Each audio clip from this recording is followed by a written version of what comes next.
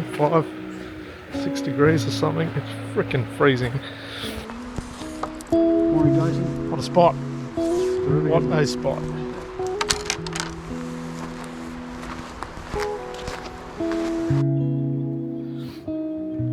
We're here at Cotter Bend this morning. We're at the National Capital Plein Air Festival, Paul Drought and I. Paul's just disappeared for a few minutes. But we are at the stunning Cotter Bend, they call. This is not far out of Canberra. And we're going to give that a bit of a crack this morning. Sun's just coming up. It's a brisk 9 degrees or 8 degrees. So, but it's just a fabulous time of day. The painters, there's 160 painters turning up to Canberra this week, and they are at the Arboretum this morning, and we're heading there a little bit later, but we thought we'd get one in. I was here last year and painted here last year, and this is just such a beautiful spot. So we'll give it a crack.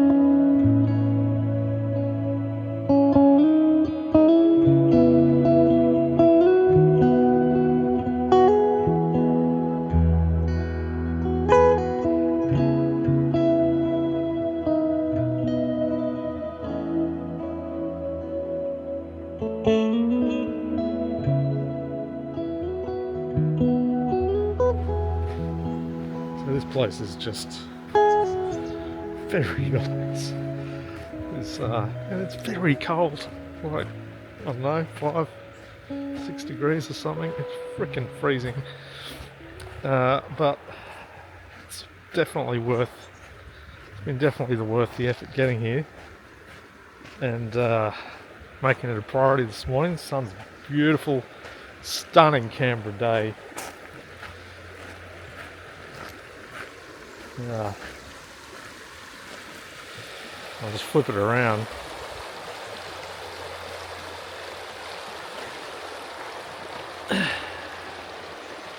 Base, it's going to be pretty damn good. Paul's chugging away here. How you going, Paul? Yeah, good thanks, guys. I think this will turn out alright. Gone for the wide angle. Well, semi-wide. It's not that. It's not that. Yeah. Yeah. That's fine. Get some nice light in here soon. Yeah. Half an hour. Yeah.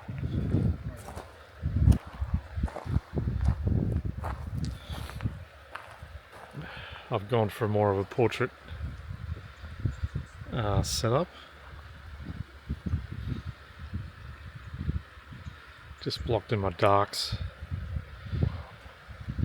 and a bit of the background, and we'll start to build it up.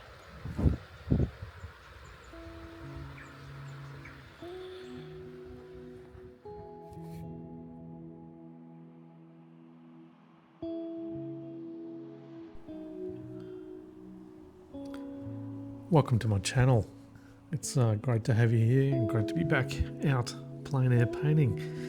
We've made our way down to Canberra here for the Plein Air Festival, and I mentioned that earlier in the piece, but Paul and I have come down for like 4 days of painting, and we decided to come down to Cotter Bend really early this morning, and as you saw earlier on, it is really, really cold, and I think it actually got colder as we started, about an hour in. You couldn't see us, but we were just like, our hands were so cold, just really trying to battle stillness. But we got there in the end, so yeah, we were pretty happy. I'm a plein air painter from Brisbane, and I love getting outdoors and giving this a crack. I have no expectation when painting plein air about the outcome. I'm there to really immerse my whole experience and sort of channel that experience into the result. So, dynamic light, dynamic shapes, colour, texture is really part of my approach to plein air painting. I'm not really aiming for the exact scene at all. And if you have a look at my past work, you'll absolutely see that. I am really trying to inject my own emotional experience and channel that into the work. Where does that experience come from, I guess, is a good question. And I keep going back to my days as a musician. In my 20s, in my teens and 20s, I was a professional percussion player. Played with the Queensland Symphony Orchestra for many years. Studied music theory, studied classical percussion. And as part of that, I think what I really enjoyed about playing percussion was we're adding the cherry on top of the cake, if you like. The broad musical harmony and expanse of a music piece is delivered by the rest of the orchestra, and we come in and play the highlights. We're really adding to the core textural highlights of an orchestral piece, and I think I really do lean into that now more than ever, is that my work, I tend to really go for that, those highlights, and bring that out in my piece. And you'll see that as you see the palette knife work that I bring into the end. I have done the block in now and worked my way. I really did find this reflective pool quite challenging. Obviously, you've kind of got to layer it in early, and I do that with some thin layers of paint using the colours that are used in other parts of the painting, i.e. the sky, some of the reflective greens from the gum trees in the back, and then those pine trees that are closer, those reflective colours. So I've incorporated all that into that reflective pool. And then we've got our lighter sort of sandbank, mud bank kind of colours, that titanium bluff, unbleached titanium, sandy colours, and rocks that were all the way scattered through that upper part of the reach of the river. And so I'm trying to just really wrestle with that as we move into this last sort of the highlight stage, I'm going to call it, into this piece. I'm happy where this is gone, but I'm trying to sort of representally using sort of my impression of the rocks, the sandbanks, the edges. I'm toying between hard edges and soft edges at this point. So if you've done a bit of outdoor painting or you've done any oil painting, there's lost edges, this disappearing of the edge into the background. There's hard edges, there's soft edges. So those highlight components that you're looking for a harder edge. So you can see I'm not finished at all by any means with the closer parts of this work, the reflective pond and the closer sandbanks. That's still to come. But I'm putting those kind of highlighted greens as that sun has worked its way into the canyon, if you like. It's now flooding the canyon with light, almost too much light, and so I've got these the darks, the cooler sides of the larger pine trees, and the lighter sides, all coming into play as the sun now floods this whole space. It certainly wasn't like that when we turned up, and you can see, if you go back in this video, you can see this whole area being actually in shade. So I was kind of waiting for this moment. I knew it was coming,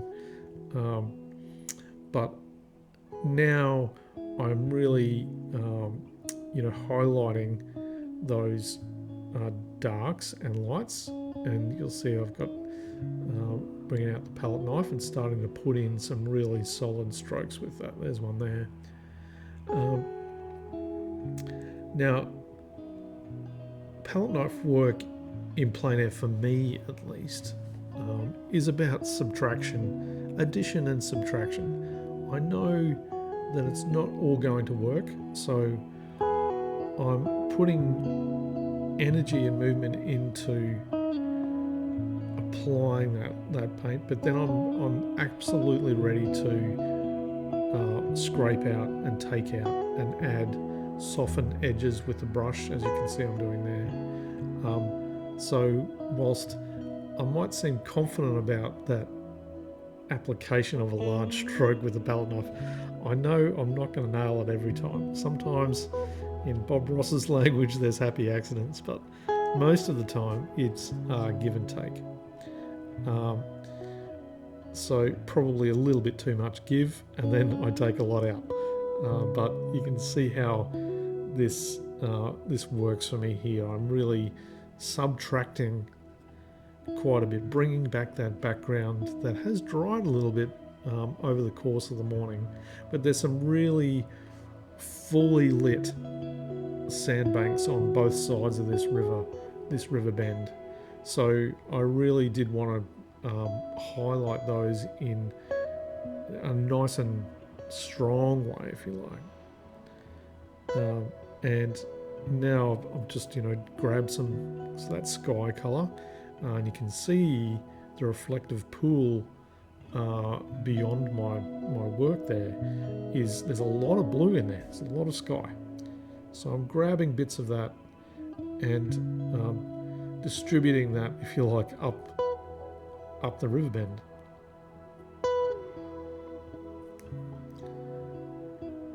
So again, subtracting, adding, subtracting,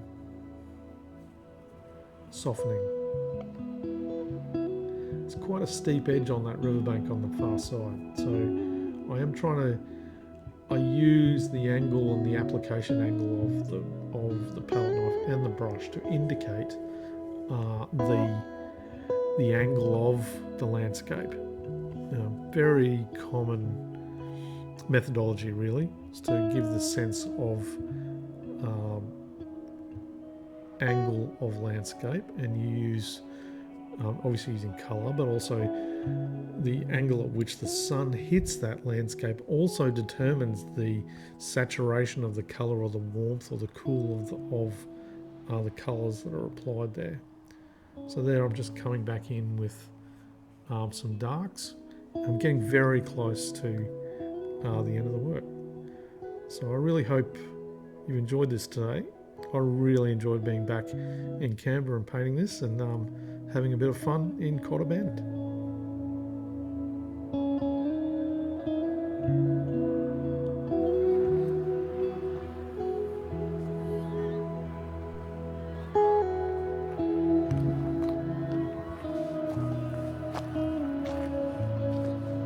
Great job, Paul. Thank you. Good job, you too.